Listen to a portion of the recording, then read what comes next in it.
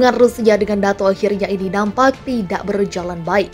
Seperti diketahui bahwa semenjak operasi militer dan invasi dimulai oleh Rusia di Ukraina telah membuat banyak kekhawatiran dunia. Bahkan Swedia dan Finlandia yang sebelumnya memiliki sikap netral, kini dua negara itu justru memutuskan untuk bergabung dengan NATO. Sebelumnya Rusia juga telah memperingatkan kepada Swedia dan Finlandia untuk tidak bergabung dengan NATO. Bahkan jika Swedia dan Finlandia gabung dengan NATO, Rusia telah menyatakan bahwa negara itu akan memperkuat militernya sekaligus mengerahkan nuklir. Semenjak konflik pecah antara Rusia dan Ukraina, NATO berusaha untuk semakin berekspansi. Untuk menanggapi hal tersebut, Rusia belum lama ini dikabarkan akan mendirikan pangkalan militer di barat untuk berurusan dengan NATO. Dilansir dari Zengyoz, pada 20 Mei, Menteri Pertahanan Rusia Sergei Shoigu mengatakan bahwa Moskow akan membuat pangkalan militer baru di Rusia Barat untuk mengatasi ekspansi NATO.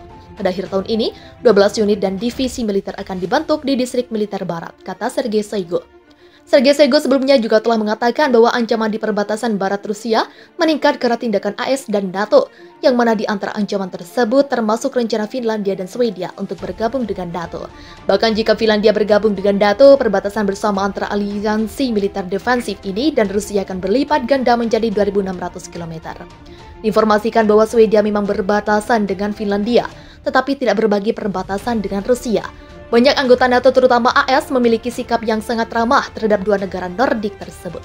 Mengenai gabungnya Finlandia dan Swedia ke NATO, disebutkan bahwa dua negara itu harus mendapat persetujuan dari 30 anggota NATO, termasuk Turki. Seperti diketahui bahwa Turki telah menentang keputusan Swedia dan Finlandia untuk bergabung dengan NATO. NATO terang-terangan menyuruhkan Barat harus bersiap menghadapi perang gesekan dengan Rusia di Ukraina. Perang yang terjadi antara Rusia dan Ukraina sampai saat ini masih belum menemukan titik akhir untuk berdamai. Perang yang dimulai oleh Rusia sejak 24 Februari 2022 ini telah mengakibatkan banyak kerusakan di wilayah-wilayah Ukraina. Bahkan perang yang berlarut-larut ini telah membuat Ukraina kehilangan sejumlah wilayah mereka, yang mana dilaporkan bahwa sejumlah wilayah di Ukraina telah berhasil dikuasai oleh pasukan Rusia. Walau demikian, hal tersebut masih belum membuat Ukraina menyerah.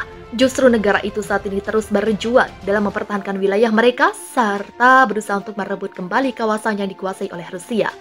Seperti diketahui bahwa sampai saat ini masih belum ada informasi lebih lanjut mengenai pembicaraan damai antara Rusia dan Ukraina untuk mengakhiri permusuhan. Dalam perang ini, Ukraina telah mendapatkan banyak bantuan dan dukungan dari negara-negara NATO. Bahkan bantuan dari NATO sangat membantu Ukraina dalam menghadapi invasi dari Rusia. Namun belum lama ini NATO menyerukan bahwa Barat perlu bersiap untuk pertempuran berlarut-larut di Ukraina yang dimulai oleh Rusia. Dilansir dari Zengyoz. Disampaikan oleh Sekretaris Jenderal NATO Jens Stoltenberg pada 2 Juni, dia memperingatkan negara-negara Barat untuk bersiap menghadapi perang gesekan yang sampai saat ini masih terjadi di Ukraina. Kita harus bersiap untuk jangka panjang karena seperti yang telah kita lihat, konflik ini telah berubah menjadi pertempuran gesekan, kata Sekretaris Jenderal NATO kepada wartawan setelah pertemuan 2 Juni dengan Presiden AS Joe Biden di Gedung Putih. Jens Stoltenberg juga menyampaikan bahwa Ukraina membayar harga yang mahal untuk membela negara mereka di medan perang. Tetapi kami juga melihat bahwa pihak Rusia juga menderita pada banyak korban, katanya. Selain itu, Jens Stoltenberg juga menegaskan bahwa negara-negara anggota NATO tidak ingin menghadapi Rusia secara langsung, namun hanya ingin mendukung Ukraina. Sebagian besar pertempuran dan sangat mungkin seluruh pertarungan ini pada tahap tertentu akan berakhir di meja perundingan. Tapi kita tahu bahwa apa yang terjadi di meja perundingan akan erat kaitannya dengan situasi di lapangan, katanya.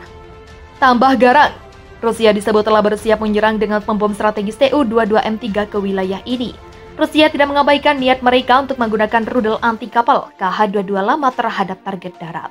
Hal ini dibuktikan dengan data dari Direktorat Intelijen Utama Kementerian Pertahanan Ukraina yang disuarakan oleh juru bicara Kementerian Pertahanan Kolonel Oleksandr Motuziavs. Secara khusus diketahui bahwa awak pesawat pengebom Tu-22M3, Tu-95 dan Tu-160 mengerjakan peluncuran rudal jelajah bersyarat dari Azov dan Laut Kaspia serta wilayah Rostov. Tu-95 dan Tu-160 menggunakan rudal jelajah KH-555 dan KH-101 yang dirancang untuk menyerang target darat. Namun hanya Tu-22M3 yang dapat membawa rudal KH-22. Rudal ini memiliki kemampuan yang sangat terbatas karena dikembangkan untuk menghancurkan kapal induk AS di tahun 50-an.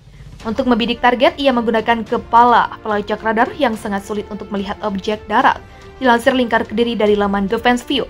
Secara umum target tipikal di bumi untuk KH-22 dengan radar GOLS adalah jembatan atau bangunan industri.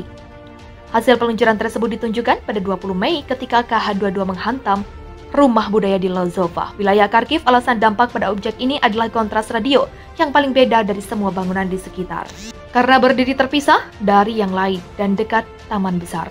Pada saat yang sama berat, hulu ledak berdaya ledak tinggi KH-22 adalah sekitar 900 sampai 1000 kg yang mengarah pada penghancuran skala besar. Hal ini juga sangat sulit untuk dicegat oleh pertahanan udara Ukraina saat ini, karena setelah peluncuran ketinggian tinggi, KH-22 naik ke ketinggian 22,5 km dan berakselerasi ke Mach 3,5 sampai 4 sebelum menyerang pada jarak 60 km.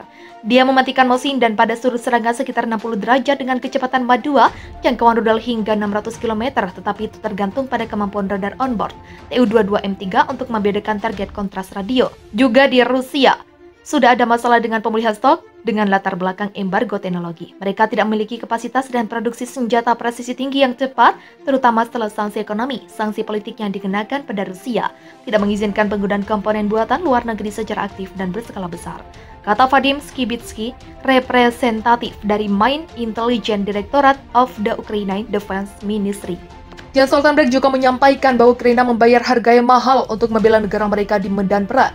Tetapi kami juga melihat bahwa pihak Rusia juga menderita pada banyak korban, katanya. Selain itu, Jens Stoltenberg juga menegaskan bahwa negara-negara anggota NATO tidak ingin menghadapi Rusia secara langsung, namun hanya ingin mendukung Ukraina. Sebagian besar pertempuran dan sangat mungkin seluruh pertarungan ini pada tahap tertentu akan berakhir di meja perundingan. Tapi kita tahu bahwa apa yang terjadi di meja perundingan akan erat kaitannya dengan situasi di lapangan, katanya.